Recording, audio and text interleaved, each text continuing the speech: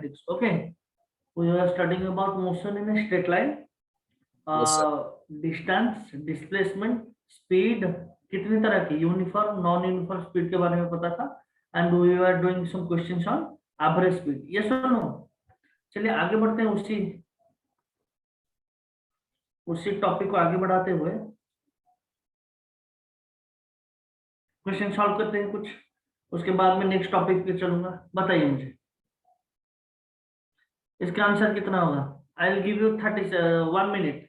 बताइए मुझे सॉल्व करके इसको. A body completes one round of a circle of radius R in. जी जल्दी जल्दी जल्दी बताइए मुझे. अब तक तो आपका आ चुका होगा कॉन्फिडेंस. एक सर्कुलर पाथ है.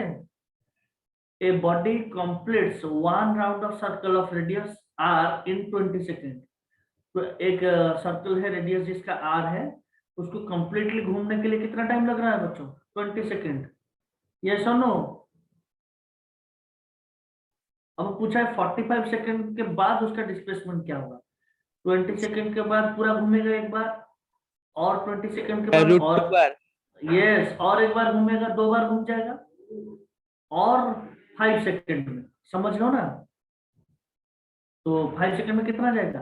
20 सेकेंड में अगर पूरा घूम रहा है तो 5 सेकेंड में कितना जाएगा? 1/4 जाएगा ना. यस और नो? Yes sir. यस. तो 45 सेकेंड के बाद 20 सेकेंड के बाद डिस्प्लेसमेंट कितना हो जाएगा? 0. अब वो और 5 सेकेंड के बाद कितना जाएगा? वो 1 बाई क्या पूछा है आपसे? डिस्प्लेसमेंट पूछा है. डिस्प्लेसमेंट पूछा है, ध्यान रहे. समझ लो 45 सेकेंड के बाद पहुंचेगा कहां पर? ए पॉइंट से निकला था तो पहुंचेगा कहां पर बच्चों? किस पॉइंट पर? बी पॉइंट पर. यस और no? Yes sir. Yes sir. ये आर है तो ये आर है. बीच में क्या हो कुछ नहीं देखना है आपको. क्या करना है? बस ए से लेकर बी तक कनेक्ट कर लेना. अगर ये आर है, ये आर है, क्या हो जाएगा? ये √2 आर, या फिर r√2 बोल सकते हो आप. यस और नो? Yes sir. तो कितना बन जाएगा ये? √r का स्क्वायर प्लस r का square, which is equal to 2r का स्क्वायर √ ले तो कितना आ जाएगा? r√2. I hope this is clear to you. चलिए, ऑप्शन भी दिया नहीं था मैंने, आपने कर दिया. ठीक है. The displacement of a particle given by, क्या गिवन है देखिए. Displacement of the particle is given by, छोटा सा क्वेश्चन है, इजी क्वेश्चन. बताइए मुझे. x equal to 26. Yes, x equal to 2 + 2t + 5t square. क्या करना था? कुछ नहीं. देखिए x और डिस्टेंस और टाइम के बीच में रिलेशन, या फिर डिस्प्लेसमेंट टाइम के बीच में रिलेशन की भी हो. पूछा गया है डिस्प्लेसमेंट एट t = 2, डाल दो 2 t की जगह. यस और नो? ये तो कर ही लोगे आप. चलिए ये क्वेश्चन देखिए, ये अच्छा क्वेश्चन है. अब इसको ट्राई कीजिए. A body is moving. देखिए ये क्वेश्चन को थोड़ा ध्यान से डील कीजिए, ठीक है ना. A body is moving along the circumference of a circle of radius r completes half of revolution. बताइए इसका आंसर क्या होगा जल्दी. 2/2:5. 2:5. क्या बोल रहा है क्वेश्चन में? सब लोग, और कोई भी बताओ. एक ही बंदा आंसर कर रहा है. Hello. Yes sir. Third weight होगा सर. 2:5. Very very good. तो जब हाफ सर्कमफरेंस घूमेगा बच्चों, तो उसका डिस्टेंस कितना होगा बताइए. यानी कि ए पॉइंट से निकला, यहाँ पर पहुंचा है बी पॉइंट पे, इस पाथ से जाके. तब अगर ये रेडियस r है तो डिस्टेंस कितना हो जाएगा बच्चों? डिस्टेंस तो it will be equal to πr. अब डिस्प्लेसमेंट कितना होगा? 2r. Yes, 2r. 2r. तो displacement 2r. To distance, displacement to distance कितना हो जाएगा? Answer 2r divided by πr. ठीक है ना. डिस्प्लेसमेंट बाय डिस्टेंस पूछा है तो कैंसिल होगी. कितना बन जाएगा आंसर? अच्छा, साउंड नहीं आ रहा है क्या अच्छी तरह से? हेलो. नहीं सर. आ रहा है. ओके. थोड़ा क्रैक हो रहा है सर मेरे तरफ. अच्छा अच्छा ठीक है. तो it will be equal to 2/π. कर लोगे इसको इजीली. नेक्स्ट क्वेश्चन पे आते हैं, बताइए मुझे। A body moves in a circular path of radius R. एक बॉडी क्या कर रहा है? A body moves in a circular path of radius R in 10 second. The ratio of the magnitude of displacement to distance travelled after 5 second. बताइए, ये भी तो वही है क्वेश्चन, ये सुनो। Yes, sir. बताइए, उसी हिसाब का क्वेश्चन है, बताइए मुझे आंसर क्या आ जाएगा। एक सर्कुलर ट्रैक है जिसका रेडियस कितना है आर। पेन पेपर लेके खुद से ट्राई कीजिए। 7:11 सबका कितना आ रहा है आंसर? 4 लास्ट। जी, तो 10 सेकंड में एक बार घूम रहा है, ठीक है ना? 5 सेकंड में कितना घूमेगा? बताइए मुझे। हेलो, यहाँ तक आएगा, ए से लेकर बी तक आएगा। यस, तो अगर यहाँ पर आएगा the ratio of displacement by distance, displacement कितना हो जाएगा बच्चों? 2r। Hello, Yes. Yes, sir. अब डिस्टेंस कितना गया है? पाई आर, पाई इंटू आर। और पाई के वैल्यू क्या डालने के लिए बोला है क्वेश्चन में? देखिए, 22/7. यस, आर आर तो कैंसिल हो जाएगा, 2 डिवाइडेड बाय 22 डिवाइडेड बाय 7। 2 के साथ 22 कैंसिल होकर 11 हो जाएगा, तो 7/11। ऑप्शन 4 करेक्ट हो जाएगा। नेक्स्ट क्वेश्चन पर चलते हैं। देखिए कितना स्पीड बढ़ चुका है, बहुत इजीली क्वेश्चन हैंडल कर लो। ये वाला क्वेश्चन खुद से ट्राई कीजिए, खुद से ट्राई कीजिए question. 24. A body moves from A to B, समझ रहे हो बात को, at a constant speed of 20 kilometre per our. Kilometre per our, ये पर आवर है, ठीक है ना? पर आवर लिखा है। And then from B to A with a constant speed of 30 kilometre per hour. करें, मिलके सॉल्व करें इसको। अब बताओगे मुझे। हेलो, एक बॉडी जो है, देखिए राइट साइड में मुझे क्या करना है, पहले तो फिगर ड्रॉ करना है।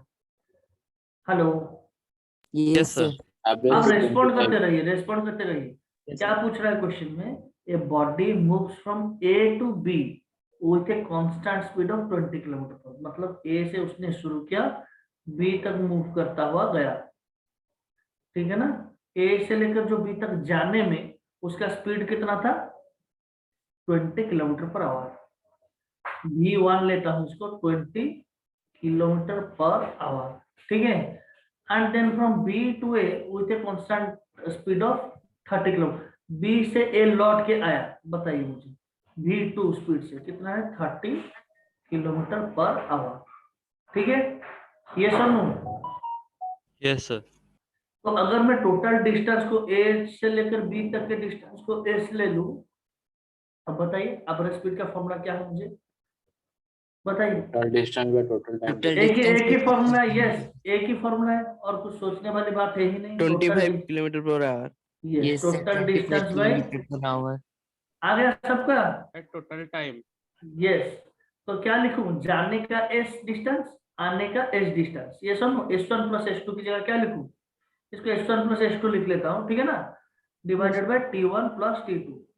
लेकिन आप ध्यान से देखोगे, गया है a से b तक, फिर लौटा है b से a तक, यानी कि s1 is equal to s, s2 भी कितना होगा? s, जितना गया है उतना ही लौटा है। ये सुनो, T1 के बारे में कुछ भी गिवन नहीं, तो क्या लिखूंगा? S1/V1 लिखूं जाने का। ये सुनो, जाने में कितना टाइम लग रहा है? जाने में कितना टाइम लग रहा है? जाने का जो डिस्टेंस है डिवाइडेड बाय उसका स्पीड। तो क्या लिखूं फिर? S2/V2। क्या मैंने सही लिखा? बताइए मुझे। Yes sir. Yes, sir. तो ऊपर तो बन जाएगा आपका 2s, नीचे S1 की जगह भी s आ जाएगा बच्चों, S2 की जगह भी s आ जाएगा। तो s को कॉमन ले लूंगा तो क्या हो जाएगा? ये नहीं होगा, देखिए ध्यान से। Yes, sir. तो s के साथ तो s कैंसिल हो गया, तो आंसर क्या आ जाएगा? 2v1v2 divided by v1 plus v2। इसी पैटर्न का क्वेश्चन हमने किया भी था लास्ट क्लास में। ये सुनो, Yes, sir. तो आप वैल्यू डाल दोगे, कितना है आंसर आपका? कितना आ रहा था बताइए? 25। v1 v2 की जगह डाल दीजिए वैल्यू। 24. 2 24.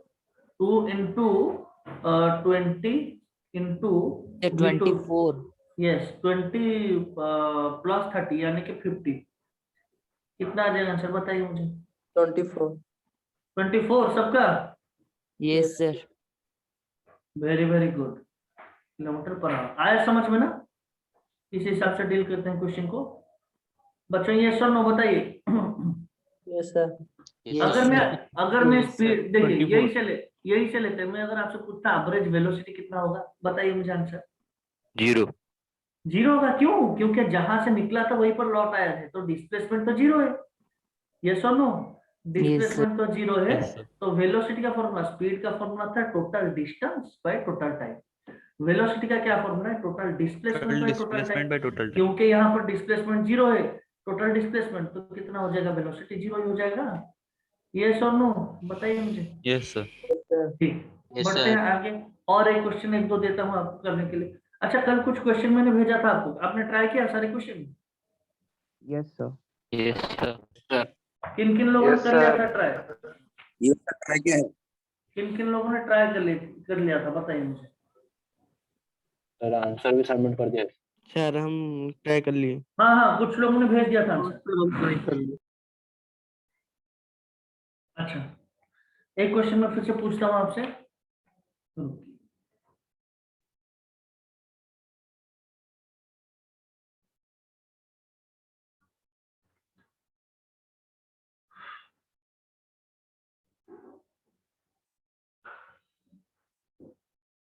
अच्छा देखिए, कुछ और क्वेश्चन लेते हैं।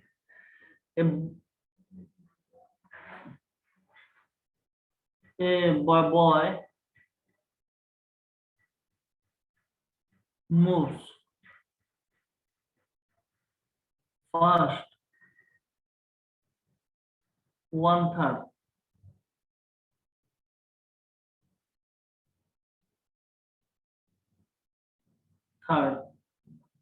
of the total distance with speed 20 metre per second, ठीक है ना? Next 1/3 with speed 30 metre per second and the last 1/3 with speed 40 metre per second. Find भी एवरेज। कर लोगे इसको? Yes, sir. 2 minutes. Yes, sir. Yes sir try कर लीजिए, पहले ट्राई कर लो। ट्राई करना इंपॉर्टेंट है, आंसर होगा नहीं होगा वो अलग बात कर रहे सर। जी। करिए इसको कॉपी में ट्राई।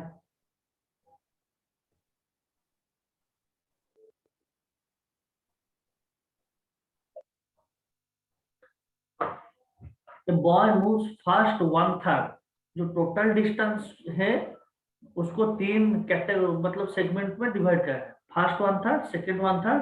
अगर आपका टोटल डिस्टेंस एस होगा बच्चों, फिगर कैसे करोगे? अगर टोटल डिस्टेंस ए से लेकर बी तक क्या है, एस है, तो इसको तो आपको तीन सेगमेंट में डिवाइड करना है, ठीक है ना? S1 यहां से यहां तक, S2 S1 पहला 1/3 यानी कि S/3 कितने स्पीड से जा रहा है? V1 स्पीड से। S2 भी कितना गिवन है? S/3 दिख रहा है आपको? फर्स्ट 1/3 जा रहा है, 27. यस। सेकंड 1/3 जो है उसको कितने स्पीड से? V2 से। थर्ड 1/3 जो है S3, वो भी S/3 है, तो वो कितने स्पीड से जा रहा है? V3 से। अब आपको निकालना है V एवरेज, निकालिए। 27.69. आ गया आंसर? सब लोग ट्राई कीजिए एक बार, 30 सेकंड मोर और 30 सेकंड लीजिए, इसको सॉल्व कीजिए। 27.6.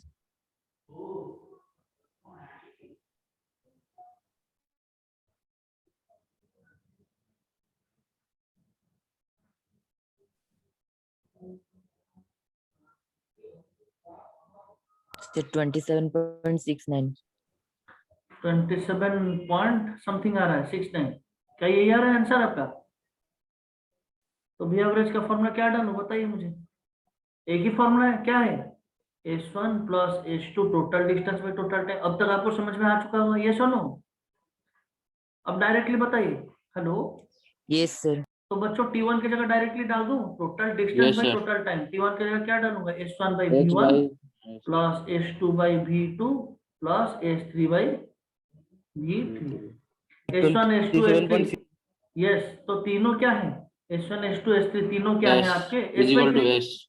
S बाई 3 ना, S बाई 3 है, देखिए ध्यान से, S बाई 3 है, S by 3 plus S by 3 plus S by 3 यानी कि 3 into S by 3।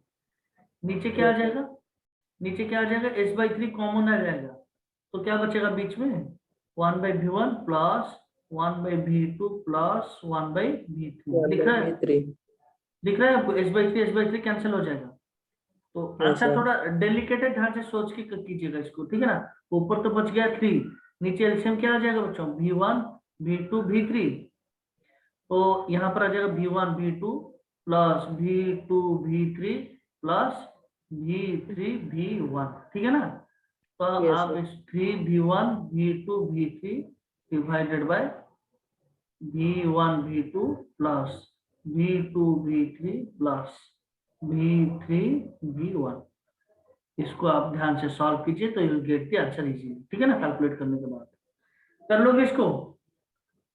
Yes, sir. ये सर नो बताइए मुझे। Yes, sir. Yes, sir. Okay okay okay, चलिए फिर चलते हैं अपना नेक्स्ट टॉपिक पे, ठीक है। नेक्स्ट टॉपिक पे चलते हैं। तो इतना आप कर लोगे और सारी वैरायटीज लगभग हमने कर दिया। और एक जे का क्वेश्चन था लास्ट क्लास में मैंने किया था, लास्ट क्वेश्चन करते हैं, इसके बाद अलग टॉपिक लेंगे, ठीक है ना। चलिए, ए बॉय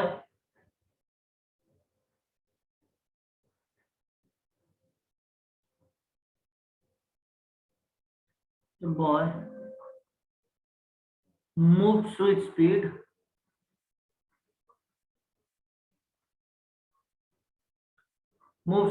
v1, समझ लो। A boy moves with speed v1 for half the time of total journey and moves with speed v2 for next half of the time, ठीक है। फाइंड भी average V1 plus V2 by 2. So 2 इतना है। into ये V1 आपका V2 by V1 plus V2. ये इतना easy question है, जेई में आया था ये, ठीक है ना। ये क्वेश्चन आपका जेई में आया था 11 में, 2011 में, बताइए मुझे। तो वो क्या बोला, देखिए क्या कुछ डिस्टेंस के बारे में कुछ गिवन है क्या? द आंसर इज नो, कुछ भी गिवन नहीं है डिस्टेंस के बारे में, समझ रहे हो बात को। तो वो क्या बोल रहा है, एक बॉडी जो है वो यहाँ से निकल रहा है, तो ball moves with speed v1 for half the time, यानी कि बच्चों समझ रहे हो, ए से लेकर बी तक का अगर टोटल, हेलो, Yes, sir.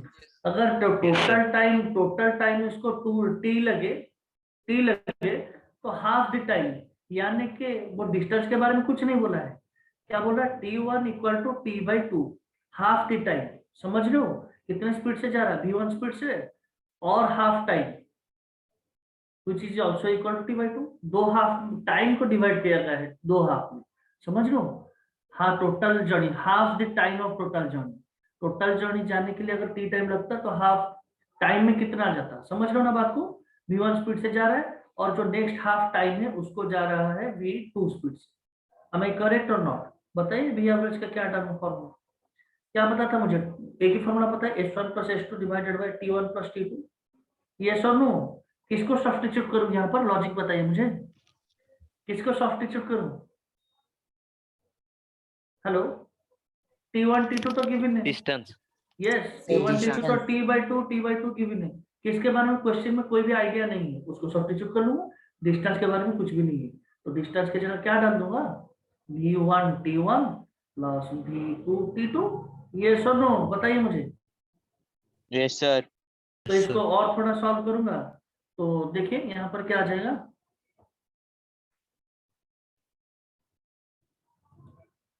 देखिए फिर क्या आ जाएगा इसके बाद।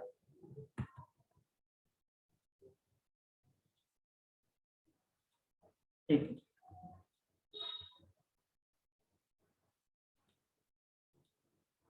दिख रहा है आपको? Hello, yes sir.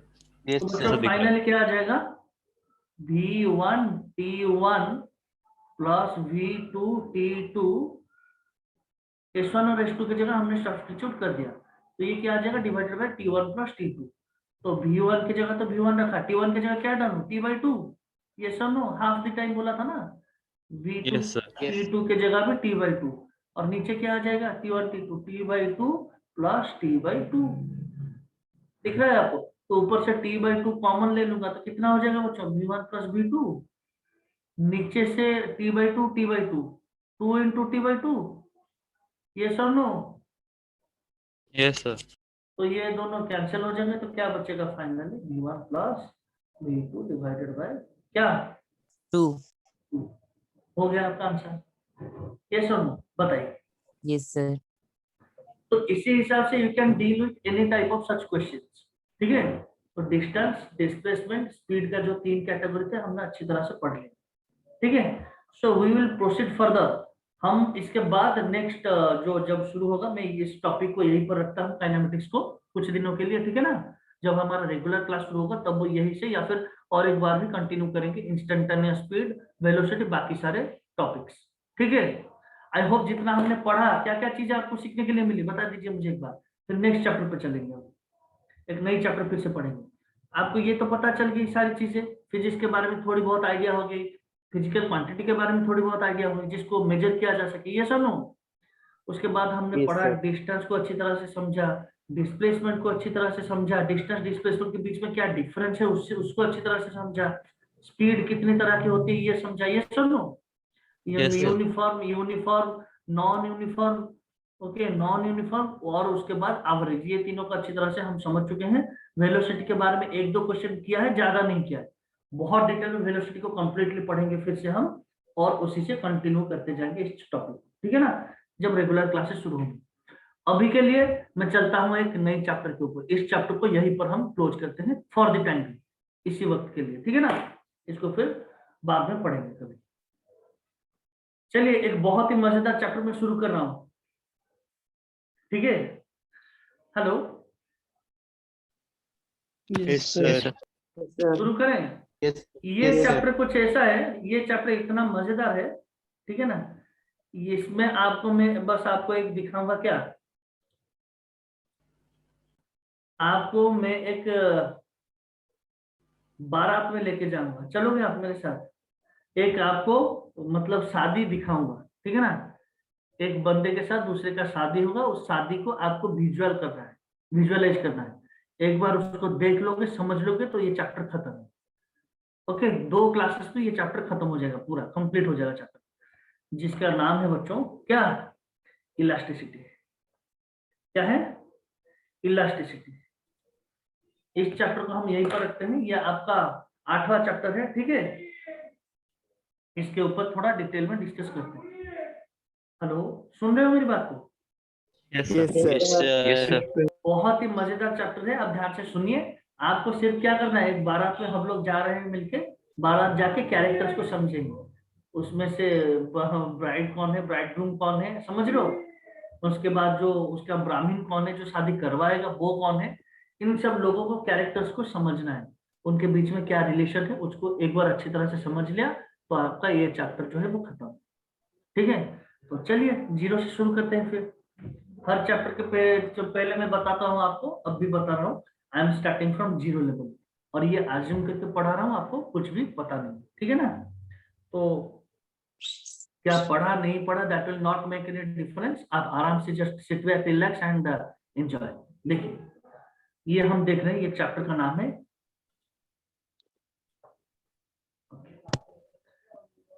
Properties of bulk matter बोलते हैं। यानी कि ये जो आपका बुक 2 का पहला चैप्टर है, समझ रहे हो बात को ना। एनसीईआरटी के 2 बुक्स है पे बच्चों, एनसीईआरटी की 11th स्टैंडर्ड में 2 बुक्स है, एक है वॉल्यूम 1, एक है volume 2।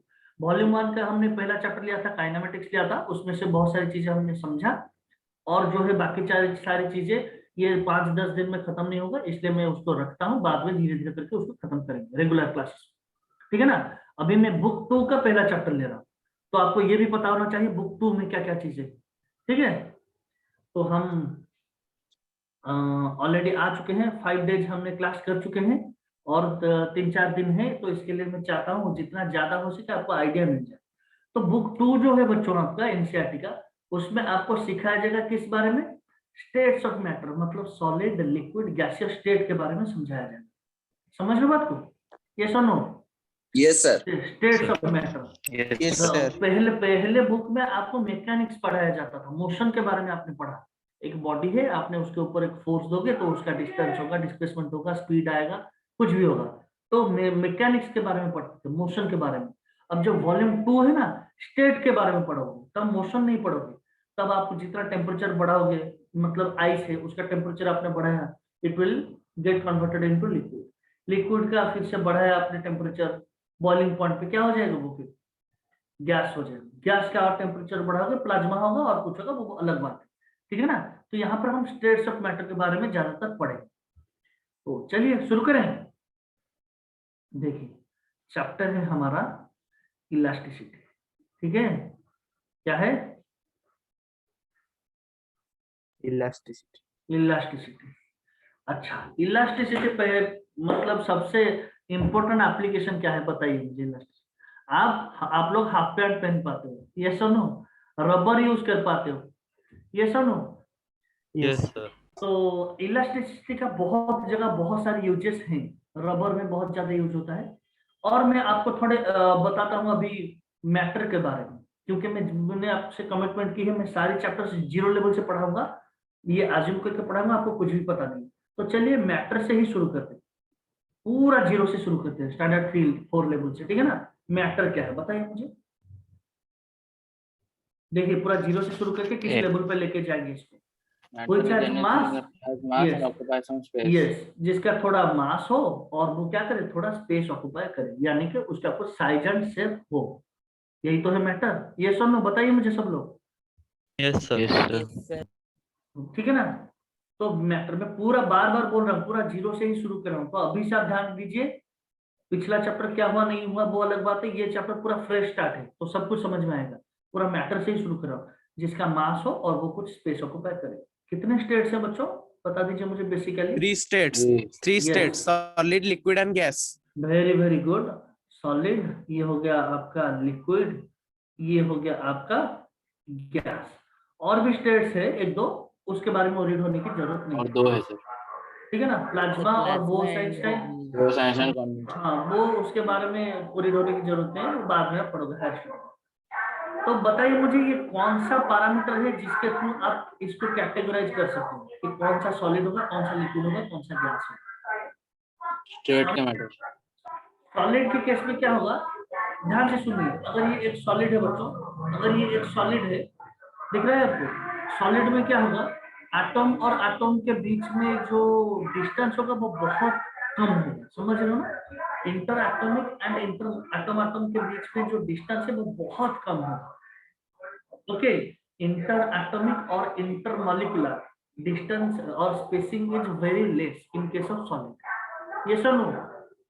Yes, sir. Yes sir. अब लिक्विड का क्या है, केमिस्ट्री में बहुत डिटेल में पढ़ोगे इसके ऊपर, लेकिन मैं धीरे धीरे आपको लिखता हुआ जितना जरूरत है उतना बताता हूँ, ठीक है ना।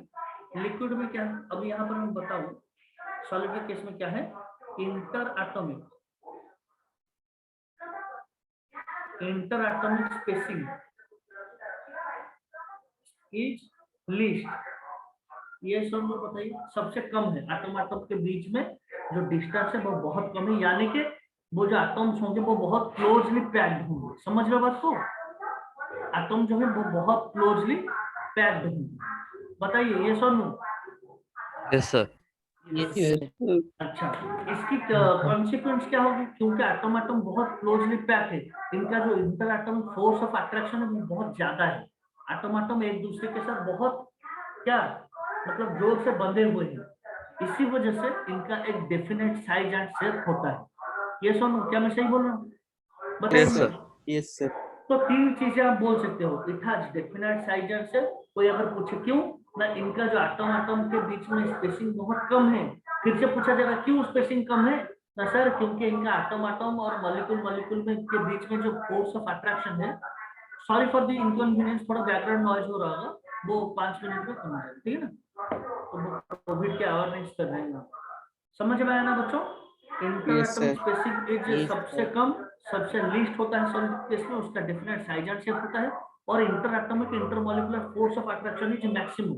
अब जब फोर्स ऑफ अट्रैक्शन मैक्सिमम होगा तो क्या होंगे, वो एक दूसरे के पास आ जाएंगे ना, स्पेसिंग कम हो जाएगा। बात को समझ रहे हो? जब एक दूसरे Yes, को sir. बहुत तेजी से अट्रैक्ट करेंगे वो क्या होगा, फिर एक दूसरे के पास आ जाएंगे तो स्पेसिंग बहुत कम हो जाएगा। ये सुनो, Yes, sir. तो आप Yes, सॉलिड का sir. तीन प्रॉपर्टीज क्या पता चली आपको? उनके इंटरएटम स्पेसिंग इज लीस्ट, इंटरएटम जो स्पेसिंग लीस्ट है तो फोर्स ऑफ अट्रैक्शन तो मैक्सिमम ही होगा। और क्या है, उसका डेफिनेट साइज से थे। ये सब बताइए मुझे। लिक्विड का क्या है बच्चों? लिक्विड का जो इंटर एटॉमिक स्पेसिंग है वो सॉलिड से थोड़ा ज्यादा है। सॉलिड अगर बहुत पास पास होगी, बहुत पास पास होगी, लिक्विड में थोड़ा दूर होगी। समझ रहे हो बात को? तो इनका फोर्स ऑफ अट्रैक्शन क्या होगा एटम एटम मॉलिक्यूल मॉलिक्यूल के बीच में? बताइए मुझे। सॉलिड से थोड़ा कम होगा, ये सब नो? Less. Yes, sir. ये सब सॉलिड से थोड़ा Less. देखिए आपको क्या समझ में आ रहा है, ध्यान से सुनिए मेरी बात को। यानी कि फोर्स जब बढ़ रहा है, फोर्स ऑफ अट्रैक्शन जब बढ़ रहा है तो डिस्टेंस क्या हो रहा है, घट रहा है। समझ रहे हो? या फिर वाइस वर्सा। तो किस केस में अट्रैक्शन सबसे ज्यादा, किस केस में? सॉलिड के केस में। तो डिस्टेंस सबसे कम होगा किस केस में? सॉलिड के केस में। समझ लो, जब लिक्विड के पास आप आ रहे हो फोर्स थोड़ा घट रहा है, ये सुनो, फोर्स थोड़ा कम हो रहा है लिक्विड के केस में, तो उसका डिस्टेंस क्या होगा, थोड़ा बढ़ जाएगा। हमें करेक्ट और नॉट बताइए मुझे, रेस्पॉन्ड कीजिए। Yes, sir. Yes, sir. Yes, sir. Now let's come to gaseous state. Gaseous state में जो inter atomic Very less. Very less. Very less और नेग्लिजिबल, आप नेग्लिजिबल बोल सकते हो, ठीक है ना? तो एटम एटम के बीच में जो स्पेसिंग है वो बहुत बढ़ जाएगा। समझ रहे हो? इसी वजह से क्या होता है, फोर्स ऑफ अट्रैक्शन इतना लेस या फिर नेग्लिजिबल बोल सकते हो। इसी वजह से अगर एक घर के एक कॉर्नर में आप अगरबत्ती लगा दो, इफ यू पुट अगरबत्ती at the corner of your house, क्या होगा अभी? उसकी जो स्मेल है, उसकी जो फ्रेग्रेंस है, वो एक जगह से दूसरी जगह चली जाती है। लेकिन आप सोचिए, इस अगर मोबाइल को मैं एक जगह रख दूंगा सॉलिड को घर के कॉर्नर में, क्या वो चला जाएगा? क्या एटम्स निकल के चले जाएंगे क्या एक जगह से दूसरी जगह? नहीं sir. No, sir. क्यों? क्योंकि इनके Yes, एटम, sir. या फिर एक ब्रिक रख दूं, एक ईंट रख दूं, तो क्या चली जाएगी एटम एक दूसरे के से अलग जगह चली जाएंगी क्या? ध्यान से लीजिए। No, क्यों? sir. क्योंकि इनके एटम एटम के बीच में मतलब फोर्स बहुत ज्यादा होती है, अट्रैक्टिव फोर्स। इसी वजह से वो बहुत मतलब जोर से बंधे हुए होते हैं एक दूसरे के साथ। गैस के केस में क्या होता है, द फोर्स इज नेग्लिजिबल, मतलब वेरी लेस, मतलब नेग्लिजिबल। इसलिए क्या होता है, एक दूसरे से आराम से फैल जाते हैं एक जगह से दूसरी जगह। एक कॉर्नर में आपने लगा दिया, फिर भी वो क्या करेंगे, एक जगह से दूसरी जगह फैल जाएंगे। समझ रहे बात को? तो मैं क्या बोल रहा हूँ यहाँ पर, हेलो, मैं क्या बोल रहा Yes, हूँ, sir. लिक्विड Yes, और लिक्विड, जैसे कि मैंने बताया था बुक 2 में आप स्टेट्स के बारे में, पहला चैप्टर सॉलिड के बारे में पढ़ेंगे। सॉलिड का एक पोर्शन होगा आपका इलास्टिसिटी, ठीक है? फिर फ्लूइड मैकेनिक्स पढ़ेंगे, लिक्विड के बारे में पढ़ेंगे, गैस के बारे में 2 चैप्टर से। इन सबको बाद में, लिक्विड और गैस को हम रखते हैं किसी और दिन के लिए, बाद में इसके बारे में डिस्कस करेंगे। आज डिस्कस करते हैं किसके बारे में, सॉलिड के बारे में, ठीक है ना? सॉलिड के बारे में थोड़ी अच्छी तरह से समझते हैं, क्या है सॉलिड क्या नहीं है, इसको अच्छी तरह से एक्सप्लेन करता हूँ, सुनो। चलिए आगे बढ़े। Yes, sir. Yes, sir. Solid, solid कितने तरह का होती है बच्चों? 2 तरह की होती है। कितनी तरह का होती है? 2 Two तरह की। types. एक होता है क्रिस्टलाइन, क्या है? क्रिस्टलाइन। Crystalline. Amorphous. दूसरा है अमोर्फस। अब सबको पता ही, ये सुनो बताइए मुझे, क्रिस्टलाइन सॉलिड क्या है? जिसका एक रेगुलर ज्योमेट्रिकल पैटर्न, क्या लिखूं इसको, which has which has regular geometrical pattern. समझ रहे हो? Regular geometrical pattern. अमरफोस क्या है? इसका उल्टा, जिसका रेगुलर ज्योमेट्रिकल पैटर्न नहीं होता। समझ रहे हो ना? जिसका रेगुलर ज्योमेट्रिकल पैटर्न नहीं होता वो अमरफोस है। अब आप बोलोगे सर इस पे बहुत डिटेल में हम नहीं जाएंगे, बस मैं आपको इंट्रोड्यूस कर रहा हूँ इसलिए बता दे रहा हूँ। मैटर का स्टेट हो गया सॉलिड लिक्विड। क्या सॉलिड भी दो तरह के क्रिस्टलाइन और अमरफोस। क्रिस्टलाइन क्या है? जिसका रेगुलर ज्योमेट्रिकल पैटर्न हो। एग्जांपल क्या है? मिश्री। मिश्री देखा है आपने? पानी में डाल के घोल के पीते हैं उसको। Yes, Yes, sir. Yes, sir. अगर आप मिश्री को लेके तोड़ दो क्या होगा? क्या होगा? मिश्री को आप तोड़ के कभी देखिएगा, उसका जो डिफरेंट लेयर है वो अलग हो जाएगा। समझ रहे हो? एक लेयर, उसके बाद थोड़ा प्लेन होगा। समझ रहे हो ना? दूसरा लेयर, तीसरा लेयर, लेयर अलग हो जाएगा। वो Yes. ब्रिटल नहीं है, वो ब्रिटल नहीं है, टूट नहीं जाएगा, बिखर नहीं जाएगा। समझ रहे हो? उसके लेयर अलग हो जाएंगे। मिश्री को कभी तोड़ के देखना। ये सुनो, Yes, sir. Yes, sir. Crystalline बोलते हैं। हीरा क्रिस्टलाइन होता है। समझ रहे हो बात को? उसके डिफरेंट Yes, लेयर sir. होते हैं। तो 2000 क्रिस्टलाइन सॉलिड्स जिनका जिनको तोड़ने से आप एक लोगे मिट्टी की एक खिलौना लोगे, उसको तोड़ गए तो क्या होगा? वो लेयर हो गया। क्या वो क्या होगा? टूट के बिखर जाएगा। ब्रिटल है वो, ब्रिटल। अमorphous क्या होता है? ये होता है रेगुलर ज्योमेट्रिकल पैटर्न। ये क्या है? ब्रिटल, जिसको बोलते हैं ओडिया में गुंडा ହେଇଯିବା। ବୁଝିପାରୁଛ ନା नहीं କଥା? Hello, Yes, are sir. Getting my point? Yes, गुंडा sir. ହେଇଯିବ, Yes. गुंडा ହେଇଯିବ। क्रिस्टलाइन ने कोन हबो? अलगा अलगा लेयर्स कोन है जो सेपरेट ହେଇଯିବ। हैव यू सीन जो लूण, बड़ा लूण, सॉल्ट? समझ रहे हो ना? तो उसका क्या होता है देखना एक बार, उसको Yes, ध्यान से sir. देखिए। डिफरेंट लेयर होता है उसका। ठीक है? तो क्रिस्टलाइन और क्या है? क्रिस्टलाइन का प्रॉपर्टी क्या है? It has a sharp melting point. क्या है इसका मतलब? एक पर्टिकुलर पॉइंट पे क्या हो जाएगा? ये मेल्ट करना शुरू करेगा। ठीक है ना? Sharp melting point. It has a sharp melting point. अमorphous का कुछ ऐसा शार्प मेल्टिंग पॉइंट नहीं है। समझ रहे हो बात को? Yes, sir. जी। तो इसका एक शार्प मेल्टिंग पॉइंट होता है। किसका? Crystalline solid. इतनी चीजें आपको याद करना है। सॉलिड दो कैटेगरी में डिवाइडेड है, क्रिस्टलाइन और अमorphous। क्रिस्टलाइन का एक रेगुलर पैटर्न होता है, ज्योमेट्रिकल पैटर्न होता है। अमorphous इज ब्रिटल, इसका रेगुलर पैटर्न नहीं होता है। क्रिस्टलाइन का शार्प मेल्टिंग पॉइंट होता है, इसका शार्प मेल्टिंग पॉइंट नहीं होता है। इतनी चीजें आपको बस पता होनी चाहिए। चलिए नेक्स्ट पे चलते हैं। अगर मैं आपको एक बताऊं तो बच्चों के ये एक सॉलिड है। मैं अगर आपसे पूछूं, आप बताइए मुझे रिजिड बॉडी क्या है? रिजिड बॉडी क्या है आपको पूछा मैंने। Solid body. हाँ, एक ऐसा बॉडी। देखिए, आप एक आदमी है यहाँ पर, आपके स्कूल में समझ रहे हो हर वक्त होते हैं, एक प्रिंसिपल होता है। आप क्या बोलते हो? सर जो है वो बहुत खड़ूस है। खड़ूस का मतलब बुरा नहीं है। क्या है मतलब इसका? सर किसी के बात नहीं सुनते। समझ रहे हो? घर में भी कोई ऐसे होते हैं गार्डियन आपके, क्या बोलते हो? ये कोई किसी के बात नहीं सुनते, वो बहुत रिजिड है। समझ रहे हो ना? क्या बोलते हो आप? बहुत ही ज्यादा रिजिड हो चुके हैं। मतलब एक ही तरह का काम करते जा रहे हैं, रिजिड हो चुके हैं, वो किसी की बात नहीं सुनते। तो उस आदमी को क्या बोला जाता है? रिजिड आदमी। ये सुनो, ये सुनो, बताइए। Yes, sir. ठीक उसी हिसाब से Yes, sir. अगर कोई बॉडी अपने साइज एंड शेप चेंज ना करे, उसको क्या बोला जाएगा? Rigid body. क्या बोला जाएगा? Rigid body. Rigid body. अब आप ध्यान से सुनिए मेरी बात को। बुकवान में क्या पढ़ते थे? अगर कोई बॉडी समय फ्लो होने के साथ ही साथ अपना पोजीशन चेंज ना करे, then that body was said to be at rest. वो बॉडी को क्या बोलते थे? कि वो बॉडी रेस्ट पे है। ये सुनो। Yes, Yes, sir. sir. लेकिन Yes, sir. यहाँ पर क्या, हम मोशन नहीं पढ़ रहे हैं, यहाँ पर हम स्टेट पढ़ रहे हैं। तो यहाँ पर क्या पढ़ेंगे? एक बॉडी अगर समय के साथ अपना साइज एंड शेप चेंज नहीं कर रहा है, then that is a rigid body. समझ रहे हो बात को? ये सुनो, एक पहाड़ है, Yes, sir. एक पहाड़ खड़ा है, 10 साल पहले जहां पर था आज भी वहीं पर है, उतना ही बड़ा है, उसका साइज शेप चेंज नहीं हो रहा है, तो क्या बोलेंगे हम? It is a rigid body. ये सुनो, ये सुनो। Yes, sir. लेकिन अगर मैं अपना एक जो प्लास्टिक का बोतल लूं, तो उसको फोर्स अप्लाई करूं या कुछ भी करूं, उसका साइज शेप तो चेंज हो जाता है। ये सुनो, क्या मैं उसको रिजिड बोलूंगा क्या? The answer is no. The answer is no. No, sir. जिसका साइज शेप चेंज हो जाए उसको रिजिड sir. नहीं बोलेंगे। तो क्या है रिजिड बॉडी?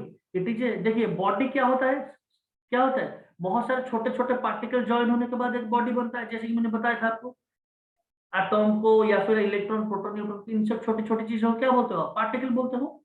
यस और नो? Yes, sir. और ये छोटे छोटे पार्टिकल मिलकर एक बॉडी बनाते, ठीक है ना, एक बॉडी बनाते। तो इसको हम बॉडी बोलेंगे। रिजिड बॉडी कब बोलेंगे? If it doesn't change its size and shape with respect to time. समय के साथ ये अगर अपना साइज एंड शेप चेंज ना करे तो इसको क्या बोलेंगे हम? Rigid body. समझ रहे हो बात को? Rigid body. This glass is it A rigid body और नॉट? बताइए मुझे। यस। Yes, sir. क्या हर दिन इसका साइज शेप चेंज हो जाता है क्या? No, it is a rigid body. No, sir. लेकिन लेकिन लेकिन हैविंग ये सारी चीजें, having said all this things, आप ध्यान से सोचिए, क्या दुनिया में कोई भी चीज परफेक्ट है क्या? कोई भी चीज परफेक्ट है? ध्यान से सोचिए तो। nobody in this universe is perfect. Aamir Khan को आप परफेक्शनिस्ट बोलते हो, हीरो, लेकिन उसके भी मूवी तो फ्लॉप होते हैं ना? ये सर नो, उसके मूवी Yes, भी तो sir. फ्लॉप होते हैं। Yes, sir. भगवान के अलावा कोई भी परफेक्ट नहीं है। I am not a perfect teacher, you are not a perfect student, कोई फर्क नहीं पड़ता। समझ रहे हो बात को? मैं परफेक्ट ना हो सकूं, लेकिन मैं परफेक्ट होने की कोशिश में एक्सीलेंट बन सकता हूँ। समझ रहे हो बात को? बाकियों से बहुत अच्छा बन सकता हूँ। ये सुनो, बताइए मुझे। तो Yes, ये sir. ये Yes, sir. कोट है, ये मेरा कोट है आज का, आप साथ लेके चलिए, लाइफ में भी काम आएगा। Perfection is an illusion. कोई भी दुनिया में भगवान के अलावा कोई भी किसी भी काम में परफेक्ट तो नहीं हो सकता। तो आप इसको ध्यान से सोचिए, ये आज कल आप देखोगे तो इसका साइज शेप चेंज नहीं होगा, तो ये रिजिड बॉडी होगा। क्या 10 साल बाद भी ये ग्लास ऐसा होगा क्या? या फिर इसका साइज शेप चेंज होगा? समझ रहे हो? चेंज तो हो चुका है, ये तो टूट चुका होगा ना। समझ रहे हो? तो क्या ये परफेक्ट कोई नहीं है दुनिया में? समझ रहे हो बात को? यस और नो? Yes, sir. तो मैं क्या दिखा रहा हूँ यहाँ पर, एक देखिए, एक Yes, sir. सैनिटाइजर का बोतल है यहाँ पर। एक एग्जांपल लेते हैं, देखिए ये मेरे पास एक बोतल है, दिख रहा है आपको? ये क्या है? बोतल है। तो अगर ये तो दिख रहा होगा किस तरह से, रिजिड बॉडी की तरह दिख रहा होगा, लेकिन देखिए मैं अगर इसके ऊपर फोर्स डालूंगा, दिख रहा है आपको? इसके ऊपर देखिए फोर्स डाल रहा हूँ, क्या हो रहा है? क्या हो रहा है? ये स्क्वीज हो रहा है धीरे धीरे करके। यस और no? Yes, sir. Yes, sir. तो स्क्वीज हो रहा है, तो ये परफेक्टली, अब क्या इसको परफेक्टली रिजिड बोल सकते हो क्या? Yes, rigid. समझ रहे हो? तो मैं जो फोर्स इसके ऊपर अप्लाई करूंगा, अप्लाई कर रहा हूं जो फोर्स, इसको क्या बोलेंगे? Deforming force. कौन सा फोर्स बोलते हैं इसको? वर्ड ध्यान से समझिए, डिफॉर्मिंग। इसके फॉर्म या फिर साइज शेप को जो फोर्स चेंज कर देगा उसको कौन सी फोर्स बोलेंगे? Deforming force. यस और नो? यस और नो? Yes, sir. जिसके साइज शेप चेंज कर दे उसको क्या बोलेंगे? Deforming force. अब इस प्रोसेस को क्या बोला जाएगा? डिफॉर्मेशन। यानी कि जो इनिशियल जो उसका साइज शेप था उसको मैंने फोर्स अप्लाई करके चेंज कर दिया, इस फोर्स को बोलेंगे डिफॉर्मिंग फोर्स। ये जो प्रोसेस है इसको बोलेंगे डिफॉर्मेशन। यस और नो? डिफॉर्मेशन, फॉर्म को जो चेंज कर दे। यस और नो? Yes, sir. और इस बॉडी को हम क्या बोलेंगे? चेंज होने के बाद, साइज शेप चेंज होने के बाद, डिफॉर्म्ड बॉडी। क्या बोलेंगे हम? Deformed Formed body. body. Deformed body. तो इसका साइज शेप तो क्या हो जाएगा? चेंज हो जाएगा। देखिए इसको मैंने साइज शेप चेंज कर दिया, लेकिन आप ध्यान से देखिए पास से, इसको जब मैं छोड़ दूंगा तो क्या हो रहा है? देखिए जब मैंने छोड़ दिया तो क्या हो रहा है? वो फिर से अपना ओरिजिनल स्टेट को अचीव कर दिया। यस और नो? उसने क्या किया? इनिशियल स्टेट ऐसा था, जब मैंने डिफॉर्म किया तो उसका साइज शेप चेंज हो गया। यस और नो? दिख रहा है आपको? Yes, sir. Yes, sir. Size shape change होगा, लेकिन जब मैं छोड़ रहा हूँ फोर्स, वो फिर से अपना ओरिजिनल स्टेट को आ रहा है। समझ रहे हो बात को? समझ रहे हो बात को? Yes, sir. Yes, sir. Yes, sir. Yes, तो sir. समझ, जब मैंने छोड़ दिया फोर्स तो क्या हो रहा है? फिर से उसने ओरिजिनल स्टेट को अचीव कर दिया। तो पहले तो था रिजिड बॉडी, क्योंकि परफेक्टली रिजिड कोई नहीं है, हो भी नहीं सकता, इसलिए मैंने जब फोर्स अप्लाई किया तब उसका साइज शेप चेंज हो गया। क्यों? परफेक्टली रिजिड होता तो कभी चेंज नहीं होता, क्योंकि परफेक्टली रिजिड दुनिया में कोई भी नहीं हो सकता, इसलिए साइज शेप तो चेंज हो गया। यस और नो? तो this change size and shape जब चेंज हो गया उसको क्या बोलूंगा? डिफॉर्मेशन। यस और नो? मतलब Yes, sir. इनिशियल स्टेट से जो फाइनल स्टेट तक गया। समझ रहे हो? एक रबर है, एक रबर को, छोटा सा रबर मैंने पकड़ा है, आप उसको सोचिए, इसको मैं अगर खींचूंगा तो लंबा होता जाएगा। ये सब नो? तो आप क्या बोलोगे? सर मैंने ये जो डिफॉर्मेशन फोर्स अप्लाई किया, अप्लाई करने के बाद इसका साइज शेप को चेंज कर दिया। जब आप छोड़ दोगे उसको क्या होगा, तो फिर से अपने ओरिजिनल स्टेट पे आ जाएगा। ये सुनो, Yes, sir. Yes, तो sir. इनिशियल स्टेट से जो फाइनल स्टेट पे जा रहा है उसको बोलेंगे डिफॉर्मेशन। उसका उल्टा फाइनल स्टेट से जो फिर से वो ओरिजिनल स्टेट को अक्वायर कर रहा है उसको बोलेंगे इलास्टिसिटी। यस और नो, यस और नो, यही तो है Yes. उसका, यही तो है उसका इलास्टिक प्रॉपर्टी, जो कि उसको फाइनल स्टेट से फिर से इनिशियल स्टेट तक लेते आ रहा है। यही तो है इलास्टिक मटेरियल। यस और नो, बताइए मुझे। Yes, sir. तो हाफ पैंट पहनते हो तो क्या होता है इलास्टिसिटी, या फिर कहीं भी रबर लगाते हो उसका इलास्टिक प्रॉपर्टी तो काम आता है ना। जो फाइनल स्टेट उसको खींच के आप लंबा कर देते हो, लेकिन जब छोड़ देते हो वो फिर से चिपक के क्या हो जाता है, छोटा हो जाता है। यही तो है उसका इलास्टिक प्रॉपर्टी। तो इनिशियल स्टेट से फाइनल स्टेट जाना डिफॉर्मेशन, फाइनल से फिर से इनिशियल तक आ जाना elasticity. Am I clear or not? Am I clear or not? Yes, sir. Yes, sir. लेकिन Yes, sir. लेकिन अब सोचने वाली बात ये है, ओके, सोचने वाली बात ये है बच्चों। अब बोलोगे सर जब आप डिफॉर्मेशन कर रहे थे तब तो आपने फोर्स अप्लाई किया था, लेकिन जब रिस्टोर हो रहा है, समझ रहे हो, तो फाइनल से ओरिजिनल स्टेट जो रिस्टोर होता है इसको रिस्टोरिंग बोलते हैं, समझ रहे हो ना। तब तो सर आपने बस छोड़ दिया, तब तो आपने फोर्स अप्लाई नहीं किया था।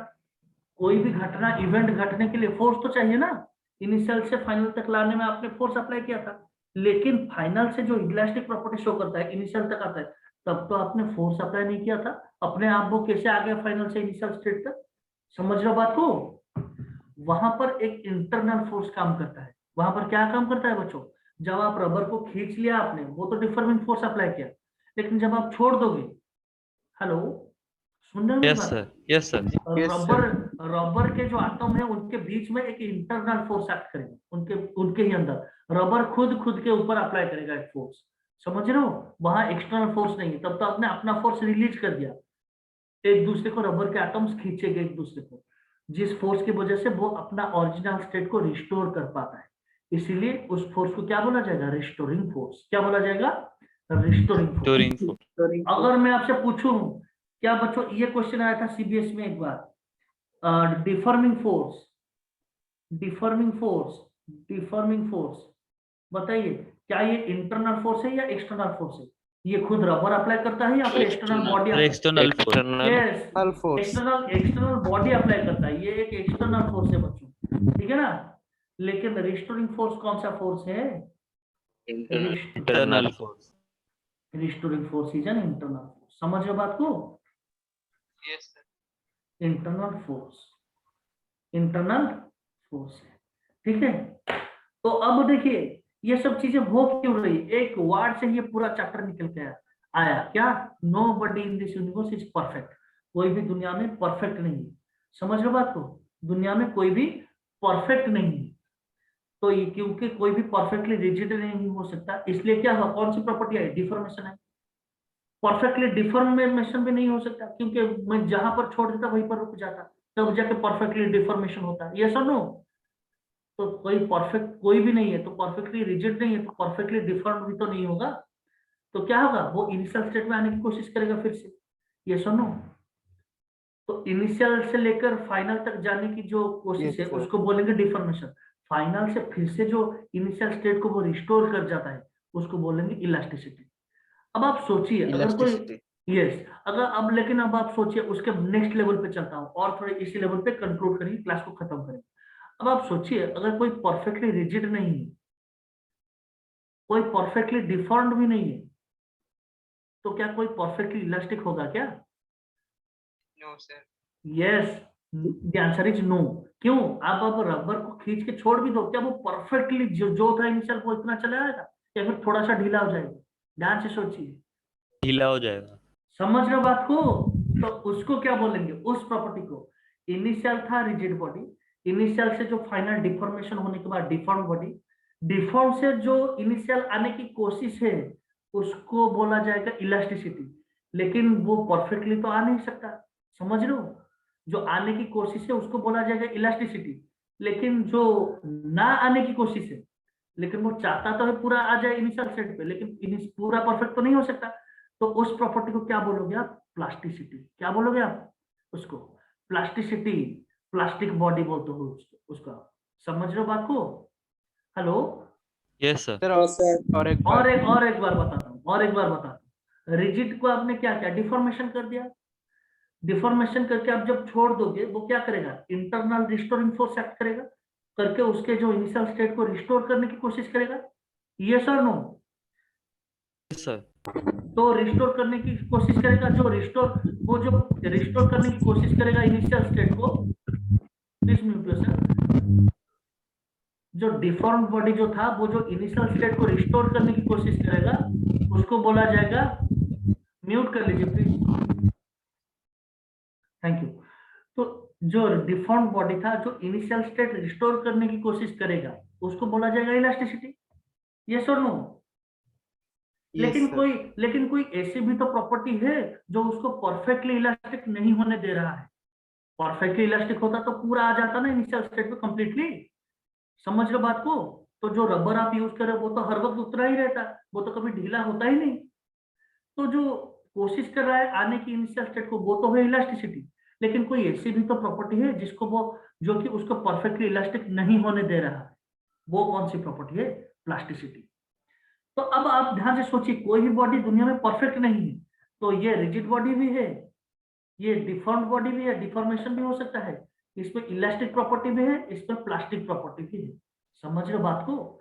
एक ऑब्जेक्ट में सारी प्रॉपर्टीज है। जैसे कि मैं एक आदमी हूं, मुझ में अच्छाई भी है बुराई भी है, समझ रहे हो ना? सिर्फ ये हो सकता है अच्छाई 90% है इसलिए मैं बोल रहा हूँ अच्छा आदमी। समझ रहे हो बात को? ये सुनो, इसमें प्लास्टिक, इसको बहुत डिटेल में पढ़ेंगे हम, बस यहाँ पर मैं इंट्रोड्यूस कर रहा हूँ सारी चीजें।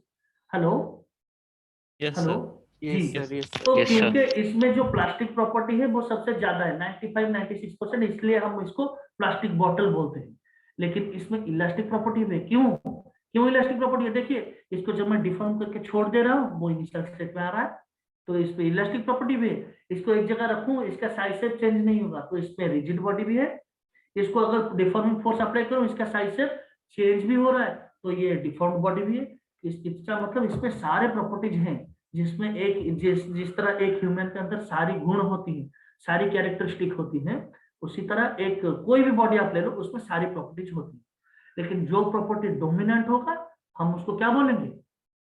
वो रिजिड बॉडी। एक पहाड़ है, क्या डेली अपना साइज शेप चेंज कर रहा है क्या? इसलिए हम उसको क्या बोलते हैं? Rigid body. इसका प्लास्टिक प्रॉपर्टी ज्यादा है इसलिए हम उसको क्या बोलते हैं? Plastic body. एक रबर का इलास्टिक प्रॉपर्टी ज्यादा है, परफेक्टली इलास्टिक कोई नहीं है, इलास्टिक प्रॉपर्टी ज्यादा है इसलिए हम उसको क्या बोल देते हैं? लेकिन हालांकि है सारे प्रॉपर्टी। समझ रहे हो बात को? ये सब Yes. Yes Yes, sir. sir. वो प्रॉपर्टी ज्यादा डोमिनेंट हो जाएगा, हम उसको क्या बोलेंगे? वही बॉडी बोल देंगे, Plus. समझ रहे हो? तो दिस इज द प्रॉपर्टी। तो छोटी छोटी चीजें, रिजिड बॉडी क्या पता चली आपको, उसके बाद डिफॉर्मेशन क्या Sir. पता चली? जी Sir. जी पूछिए। Sir. हाँ जी पूछिए। सर अगर परफेक्टली इलास्टिसिटी सर अगर परफेक्टली इलास्टिसिटी नहीं होगा तो उसको प्लास्टिसिटी बोलेंगे? जी, परफेक्टली इलास्टिक नहीं है। देखिए मैंने क्या बोला आपसे, जो फाइनल स्टेट से इनिशियल स्टेट को आने की कोशिश है, उसी कोशिश को हम इलास्टिसिटी बोलते हैं, उस प्रॉपर्टी को, और उस बॉडी को इलास्टिक बॉडी बोलेंगे। ये सुनो, आपने खींचा एक बॉडी को फिर छोड़ दिया, तब वो जो इनिशियल स्टेट में आ जाता है उसी को तो बोलते हो आप इलास्टिक प्रॉपर्टी। ये सुनो, यस सर। लेकिन वो क्या परफेक्टली आ जाता है क्या इनिशियल स्टेट में? सर थोड़ा ढीला हो जाता है। तो यस, क्यों? क्योंकि वो इलास्टिक प्रॉपर्टी के ऑपोजिट कुछ ऐसा प्रॉपर्टी भी तो होगा ना जो कि उसको कंप्लीटली इनिशियल स्टेट में आने नहीं दे रहा है। वो क्या प्रॉपर्टी है? समझ रहे हो बात को? Yes sir. समझ रहे हो बात को? Yes. तो उस प्रॉपर्टी को बोला जाएगा plasticity, and that body is called plastic body. हम बहुत डिटेल में पढ़ेंगे इसके ऊपर, मैंने बस आपको इंट्रोड्यूस किया, एक फ्लेवर किया। कितनी सारी नई चीजें थी, आपको समझ में आया ना? ये सुनो, यस सर। कितनी Yes, सारी sir. कॉन्सेप्ट आपकी क्लियर हो गई, आप रियलाइज कर रहे हो बात को? आपको रिजिड बॉडी क्या है, डिफॉर्म बॉडी क्या है, डिफॉर्मेशन क्या है, डिफॉर्मिंग फोर्स क्या है, क्या ये इंटरनल है या एक्सटर्नल है, रिस्टोरिंग फोर्स क्या है, क्या ये इंटरनल है या फिर एक्सटर्नल है, इलास्टिसिटी प्रॉपर्टी क्या है, इलास्टिक बॉडी क्या है, प्लास्टिक बॉडी क्या है, सारी चीजें पता चल गई। ठीक है ना? हमने पूरा मैटर से शुरू किया, यहाँ तक चल के आए। अगले क्लास में आई विल शो यू दी बारात। मैं आपको एक बारात में लेके जाऊंगा, आपको बस शादी देखना है। स्ट्रेस के साथ स्ट्रेन की शादी होगी, उनके कुछ बच्चे होंगे, एक ब्राह्मण भी होगा वहां पर, समझ रहे हो? तो उन सब चीजों का हम बहुत डिटेल में देखेंगे। 12 की स्टोरी है, मैं आपको बताऊंगा, उसमें पूरा चैप्टर कंप्लीट हो जाएगा। सारी एनसीईआरटी, नीट और मेडिकल एंट्रेंस, जेईई के सारे क्वेश्चन भी वहीं पर सॉल्व करने। ठीक है, आई होप आपको मजा आया, समझ में आया चीजें। Yes, sir. Yes, sir. Yes और नो? यस तो Yes, बोल दो sir. कम से कम। Yes, Yes, sir.